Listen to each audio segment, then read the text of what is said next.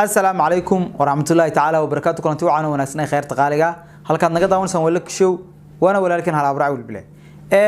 كلي لك شو أي سويدين إنسان نتني لك وحقول عي يهولها يوم مغنت هاي يحيابها كوسكري مغناته هول شقايكم مغنت هاي إن شاء الله وانا صار نقدون تا أنا قلنا عادة وحنون لنا مركم نجمدي هول كنت مادة أما وحياب بدنا كوي مادان الجيدو ويسكها ولا بدنته in mid kamidi oo channelka soo fadhiisto hadii uu qofku chance waayo dadka ugu sheego inaan u sheegno dadka inuu hebel wuxuu ku maqan yahay ee waxa koos kareeyay inuu idiga maqnaado macnaha dad isku wada xiran beenahay qof walba channelkiisa waxa ugu xiran family-giisi macnaha asxaabtu waa family-geegi dadkana daawanaya waa family-geegi fanaskeygi matiidana xadtii dad naga mida oo walaaladaya ah oo dadkeyga runtii markasta waxaan jecelnahay inaan idin raali gelino idinku markasta waxa jeceshiin inaad naga warhaysaan inateenina wax dhibaato kuma maqna way soo noqon doontaa insha Allah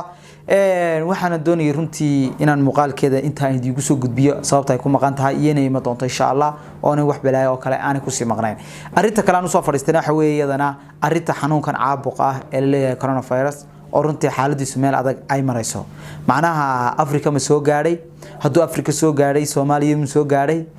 Soomaaliya hadduu soo gaaray meel heebu gaaray sidoo kale Somaliland ma soo gaaray Djibouti ma soo gaaray wararkaas oo dhan baa la doonayaa runtii in dadka laga yara jahil saaro maadaama dadka aanay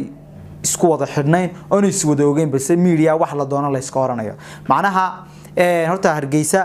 haddaan dul istaago 16 qof ayaa looga shaqsiyaa wasiirka caafimaadkana sheegay 16 qof waxa lagu hayaa goobaha ama qolalka ama guryaha ama meelaha khaaska ah ee loogu talagalay dadka laga shakiyo in lagu xanaaneeyo oo lagu baaro ilaa laga ogaanayo xaaladooda caafimaad kullay way qurux badan tahay in qof waliba dhinaciisa is xakameeyo dhinaciisa is ilaaliyo nadaafada uu ku dadaalo waxana waa hargabay waa xanuun ilbiriqsiyo yar iyo waqti yar iyo time yar adduunkii si dhaqso ugu fiday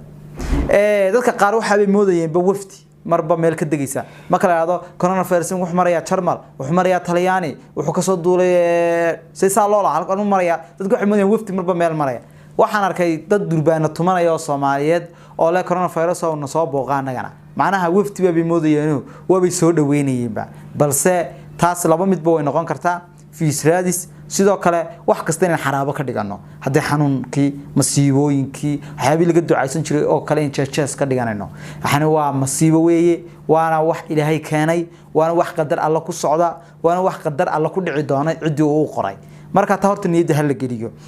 mid kalena in la ilaaliyo la soo gaadana way qurux badan tahay imika sidoo kale Hargeysa waxa la sheegay meeli kabadhada in la xiray ee qaadadka lagu cunayay ee dadka qayla iskugu yimaanayeen cid lagu arka kabadhada meelaha lagu qaylayado fadhida ama meelaha fadhiya in la xiro doono sidoo kale Muqdishoodana sidoo kale in la joojiyay qaadkii iyo mukhadaraadka ka yimid jiray Kenya ayadana la joojiyay oo la hakiyay sidoo kale waxaan idin ogahay in wiil caan ah oo ciyaartoy ah oo ku sugnaa Ingiriiska oo Soomaali ah oo ciyaaraya waxa falanqayn jiray macnaha uu isna ku dhintay Allah ha naxariisto kulli xanuunkani waa xanuun ku dhacay afartan wixii ka weyn macnaha 60 dadka waaweyn uu ku dhacay macnaha wali lama hayo wax 20 jir ama 40 jir oo dhalinyaro ah oo u dhintay macnaha waa xanuun kulli dadka maaragtay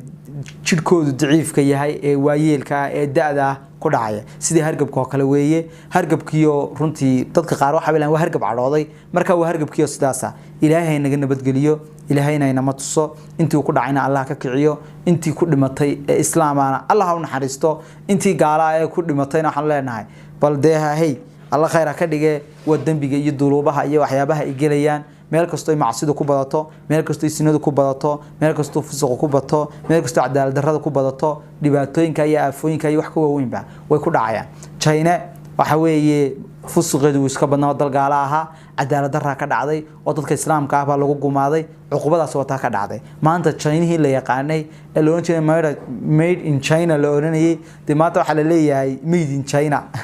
made China sidoo kale xataa waxa la sheegay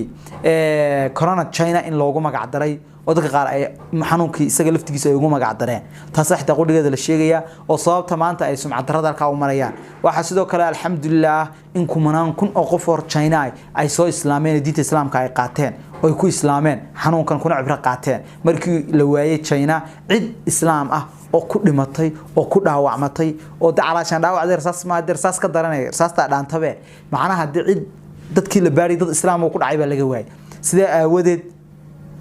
wax weeye waa kirbaash qaado lagu kirbaashayo inta islaamka ku dhacayna macnaheeda adiguna gaal baa tahay maaha waa qadar Allah adna kugu dhacday intii ku dhacdayna Allah ka caafiyo sidoo kale waxaan aad uga naxay oo aad uga qiirooday oo calooshiga xanuuntay ilaahay waa ka kiciyay horta family dhan oo runtii aabihi uu ku dhacay deedna ay ka kaceen ay ka caafimaadeen oo ka warramay taana runtii iyadana aad baan uga qiirooday macnaha waxa la marayaa Yurub in cuntooyinkii la waayo inaan la isku soo bixin inaan la isa salaamin in iyo gabadhii ama nin iyo naagtii ay kala yaacaan hay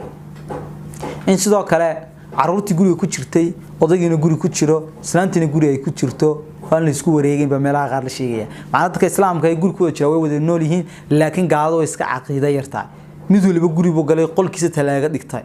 aabay hooyo ya kasoo bukornay bisi walaalaha kaas bi ka wada hadlayaan ya khadka ma la isku soo baxayo suuliga ma kala galayo markuu mid gala kadib uu ka soo baxa kala galaya macnaha intii guri ku jirtay baa sii kala shakiday waxaan gaaladuna geerida weyn nacabin oo qofna horta geerida ma jecla laakiin geeridu waa lama horaan san hore u sheegayna qadar Allah baynu ka yaacayna isla qadar Allah baynu yaacayna xanuunkani waa qadar Ilaahay keenay waana qadar runtii Ilaahay keenay oo halis ah waana laga wada yaacaya isla qadar Ilaahay waa loo ordayo caafimaada marka Allah khayr haynoogu khatimo xanuunkana Allah inaga nabad geliyo 16 ka qof ee Soomaaliland lagu sheegay Ilaahay kama soo saaro ayagana Allah ka nabad geliyo muqdishana iyadana qaadkiiba iyadana laga joojiyay sidoo kale waxaan filayaa in qaadkan la joojin doono oo qaadka la iska dayn doono Kenya siibaanba Soomaaliya kula dagaalami karta qaadka weeye halka ka soo weerar karta qaadka weeye marka hal isku badnaado hal la ilaaliyo Ilaahay baa wax ilaaliya laakiin naguna taxadirkeeda aynu yeelano sidoo kale aad nabad ku baridide meel bayrsan seexo macnaha dad gudaafad gasho macnaha dad xashiis ka dhax gasho macnaha dad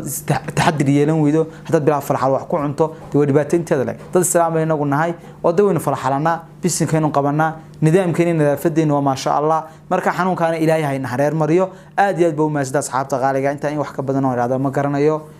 macnaha waxaan ogahay